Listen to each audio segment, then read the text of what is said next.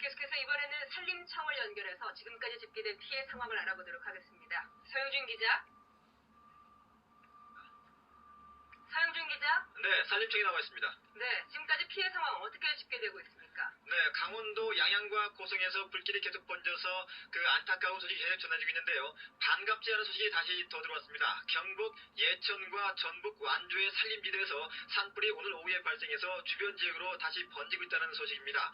자세한 소식은 더 들어온 대로 전해드리고 하고요. 지금까지의 전국 상황 정리해 보겠습니다. 오늘 전국에서는 모두 18건의 산불이 났습니다. 이 가운데 14건은 꺼졌고요. 4건은 아직 진화 작업이 진행되고 있습니다. 규모가 큰 곳은 역시 강원도 양양과 고성입니다. 양양은 오전에 한때 불길을 거의 잡았다는 소식이 들어왔으나 오후 2시쯤부터 강한 바람을 타고 불씨가 살아나면서 계속 번지고 있습니다. 이곳은 재난경보가 발령되어 있습니다. 고성 역시 불길이 계속 확산되고 있어 불길을 잡는 데 어려움을 겪고 있습니다. 나머지 두 곳은 앞서 말씀드린 대로 경북 예천과 전북 완주입니다.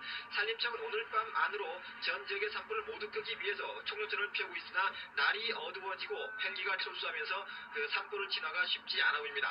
그러면 여기서 산림청 국일본 산림보호국장을 모시고 이번 산불의 원인과 상황 그리고 앞으로의 대책에 대해서 말씀 나눠보겠습니다. 네, 안녕하십니까? 네, 안녕하십니까? 네, 이번 산불의 원인 지금 자발적으로 발생하고 있는데요. 뭐라고 보십니까? 최근에 산불이 다발적으로 발생하는 것은 신모기를 전후로 해서 강원도 지역에서 강한 산불이 불어오면서 한번 발생된 산불이 확산되고 있는 그런 이제 상태에 있습니다. 네, 특히 이제 강원도 양양과 고성 그 대규모로 지금 계속 확대가 되고 있는데요. 초동 진화에 혹시 문제가 있는 건 아닌가 하는 의문도 제기되고 있는데 어떻게 보십니까? 양양의 산불은 오전 중에 진화 작업을 완료했던 산불이 재 속에 남아있던 불씨가 강한 바람을 타고 확산되면서 된 것이기 때문에 초동 진화에는 많은 인력들이 노력을 했습니다만은 역부족인 그런 상황이었습니다. 현재는 주간 진화를 완료를 하고 헬기가 더 이상 진화할 수 없기 때문에 현장의 대책 본부를 농림부 장관, 산림청장, 강원도지사가 대책 본부를 운영을 하면서 현장 대책 회의를 했습니다. 야간 대책을 현재 수립 중에 있는데 주간의 산불 상황을 공중 헬기를 통해서 정찰하는 상황을 토대로 해서 야간에 민가보호라든지 방화성 구축 지역 이는 이 주민 대피 내용을 포함한 현장 야간 대책 회의를 진행 중에 있습니다. 특히 걱정스러운 것은 만일 이번 산불이 오늘 밤을 넘기게 되면은 피해가 걷잡을 수 없이 확대될 것으로 이제 우려가 되고 있습니다. 특히나 밤이 되면서 헬기까지 철수하고 있지 않습니까? 네, 그래서 빨리 지금 끄는 게 급선무인데요. 밤 사이 진화 어떻게 진행될 것 같습니까?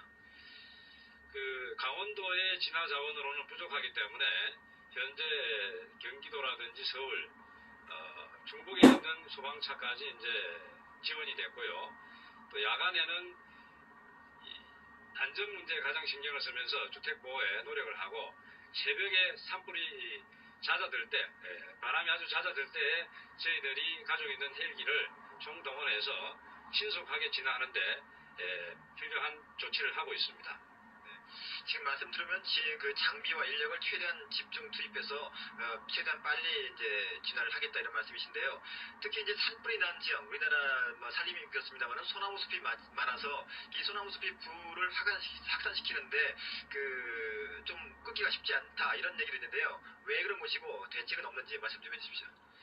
소나무는 소나무 자체의 송진 성분을 가지고 있기 때문에 기름과 같은 그런 이제 역할을 하게 됩니다. 그래서 한번 산불이 발생하면은 이 강한 온도가 함께 발생을 하면서 연소하기 쉬운 그런 이제 특징을 가지고 있습니다. 그래서 상당히 진화 작업에도 애로사항을 갖고 있고요.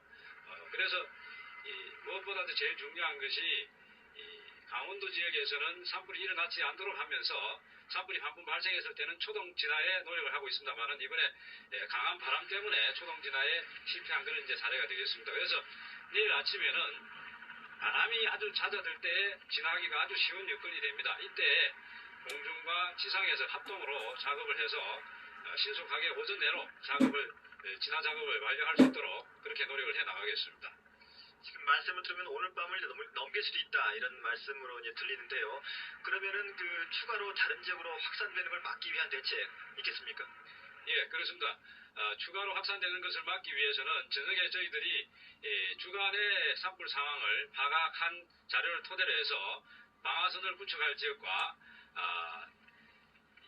이주를 위한 대책들 포함해서 계획을 수립해서 체계적으로 추진을 해 나가도록 그렇게 하겠습니다. 지금 이제 말씀 들으면 이주까지도 이제 고려하고 있다 이런 말씀이신데요. 주민들이 이제 고립되는 상황도 이제 없다고 볼 수는 없는데요. 주민들이 고립됐을 때 대피할 수 있는 요령 말씀해 주십시오.